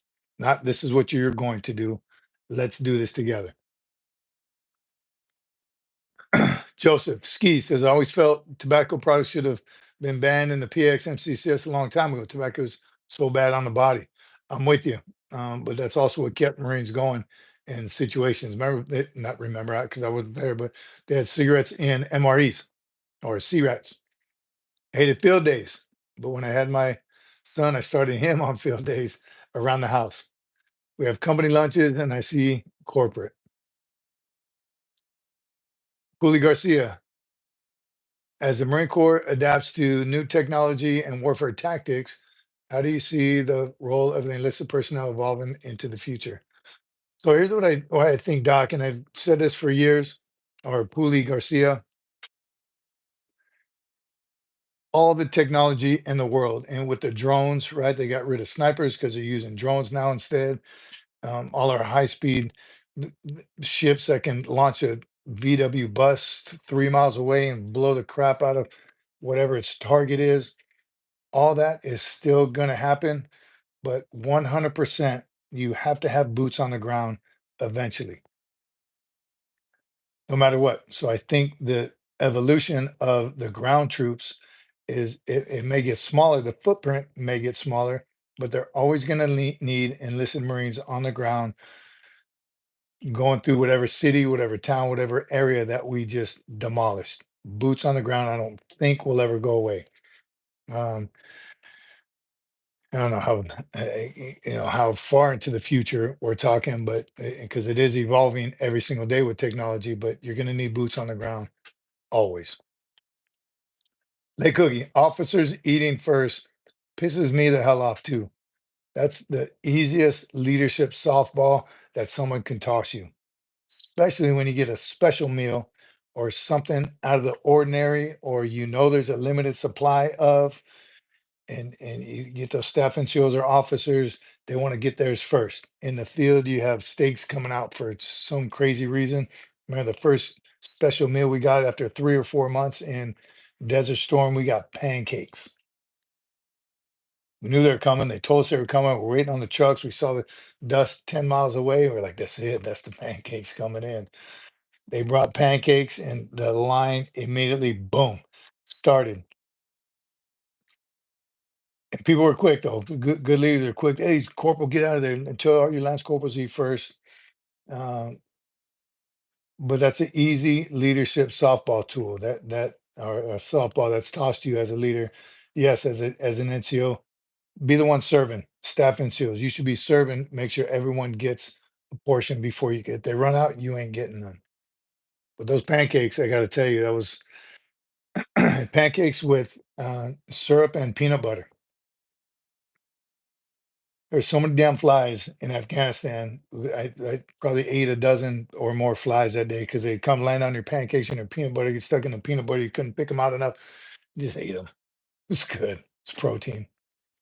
Gunny Green asked, "Do you realize the make gold bricks here got out of the morning PT?" Nope. No getting out of PT. I didn't see the rest of it. McJunkin, you owe us some PT.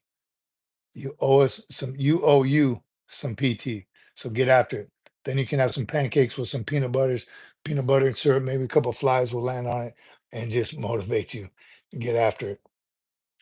Uh, man, great time tonight, everyone. Monday night, very successful. I'm glad you all made it. Glad you stayed. Glad you hung out. Appreciate all your support, your motivation.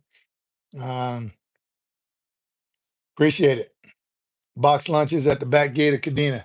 Better than our regular PX. Um, Sunday, everyone will remember. I haven't gone over our stickers and our shirts and hoodies, but they are still available. SFMF-merch.myshopify.com. We are still getting after it. Thanks to all the Patreon, all the super chats on here. Love it. I'm glad our audio and visual worked out. No buzzing, nothing stopped us, no Wi-Fi problems. I think we got it. Uh, love y'all and God bless. It is our Sunday version, Monday night. So again, if you didn't spend time with God this weekend, make sure you do. Last one, Gunny Grainer said, Grainer, he told me that he cared for his grandma, but I found out she passed away 40 years ago. No excuses. What are your stickers? Oh, good. All right, here we go for Jaime Hernandez. Um, These are all on sfmfmerch.myshopify.com. This is my favorite. You see it on my coffee mug all the time. I take it back. Here's my new favorite. This is one I have in my truck. I want to still want to get a big 2 foot by 4 foot one, put on the back of the cab of my truck. Little Grim Reaper. Got a shirt of this, which will be in production soon. Shiny. How about this one? No man. Military age male. Why are there hundreds of thousands coming across the borders? Now, why? Why? There's a Grim Reaper non-shiny. That one's also available. This is a cassette tape for some of you that have never seen one before. Right? Cassette tape with some good old motivation. Got a lot of motivation. C-130, all the moto cadence. There's a bull. Everyone loves a good bulldog. Get some. This one's cool too. I like this one. I stuck one. Where did I stick one? I was going through a drive-through. Put it on the oh no, I put this one on there. Boom. This one's in your face. I like this one. That's a good one. Another shiny to the point. I think that's on my cup that I've been drinking all night. No, a different one. Or you can get a sheet. I got a sheet. Has a little taste of everything. Couple new ones on there. These are the stickers available in sfmfmerch.myshopify.com, along with some shirts and hoodies. Get after it. Like and subscribe if you haven't already. Get some more veterans on here, some patriots. We haven't had have we had a Space Force? No Space Force men or women yet. Get the word out. Let's continue to grow this community and continue to serve and build this warrior like community and talk about some great stuff that we did. Those of you going to boot camp soon, God bless you. Get after it. Never quit or give up. You will be a Marine. Come back to us and let us know what's new in the Corps. We will see you all Sunday. God bless you all. Semper Fi, my friend. Era. We out. Era.